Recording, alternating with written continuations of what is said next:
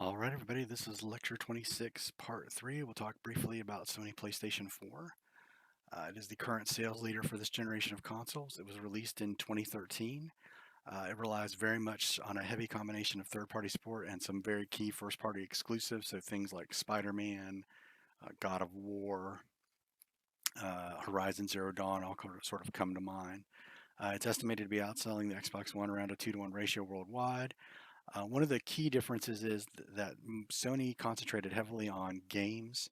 They didn't worry so much about the other entertainment features that Microsoft sort of pursued in their chase of the digital living room.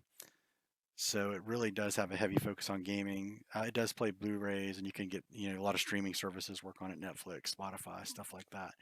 But the biggest thing the PS4 was designed for was games, and that has been Sony's focus, and that's one of the reasons they've been very successful.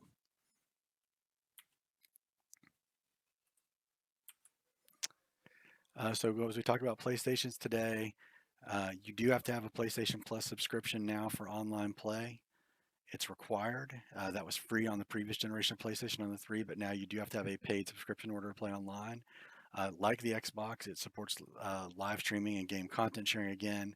We've talked about that shift in gaming media from magazines to websites now to streaming as being a big way gamers find out about popular games. They've also gone the iterative model similar to Microsoft.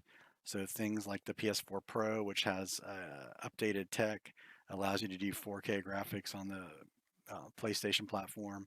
They've also added PlayStation VR, which is a virtual reality gaming setup for the PlayStation. It's one of the most affordable VR entries there are.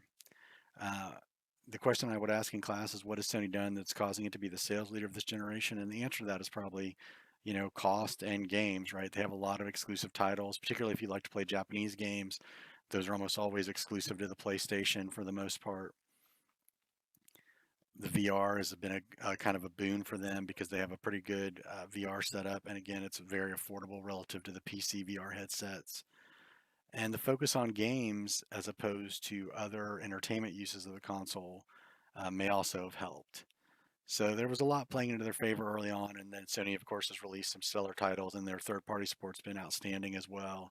And so overall, they've got a lot of equity in the brand for PlayStation moving forward. So it's really helped them get through this generation. It'll be really interesting to see how this shakes out as we move into the PS5, Xbox Series X era of game consoles. PlayStation Now is their subscription model. It came out a little bit earlier than Microsoft's. It originally launched in 2014. It's around $10 a month.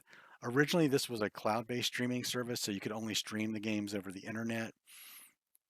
Very much similar to Google Stadia, which we're not going to talk about this semester, or some of the previous implementations of this idea, things like On Live. But originally, this was only cloud-based streaming, and then around 2018, shortly after Microsoft launched Game Pass, they started offering at least select downloads of games on their service, likely to compete with the Xbox One or the Xbox One Game Pass because that does not stream games. You actually have to download them to your game console. As of October 2019, it was estimated to have about 1 million subscribers. So again, $10 million a month off your old library titles is a pretty good deal if you're Sony. So it's just one more aspect of the PlayStation ecosystem that they've leveraged to be very successful. And then just sort of briefly talking about PlayStation VR, it comes out in 2016. It was the first virtual reality platform on a mainstream game console, estimated last fall to have about 5 million units sold. So not widely successful considering there's over 100 some million PlayStation 4s out in the wild, but a very popular platform for VR gaming. We talk about virtual reality, just to remind you, that's you wear the headset and it creates a realistic and immersive simulation of an environment. So essentially, instead of the example I often use is Resident Evil Biohazard, or is it 7? Or is it Biohazard? I can't remember what the title is. I apologize. But essentially, when you're playing a scary game in VR, you can't look away from the TV and go, "Oh, look, there's the cat. Everything's okay." When you're playing a scary game in VR and you look over and you turn your head this way, you just see more scary stuff. So the VR can be very, very immersive. It's really impressive, and the PlayStation VR is probably the easiest entry point to VR for people who already have a PlayStation 4. So they've been very, very successful with that. So again, that's kind of where we are with Sony PlayStation, the most successful of the current generation of consoles. It's got great software support. Digital downloads have become very common in this era. I don't remember if I mentioned that in the overview, but again, both Microsoft and Sony have very um, excellent digital storefronts that run a lot of sales, a lot of games, and physical media sort of slowly fading out.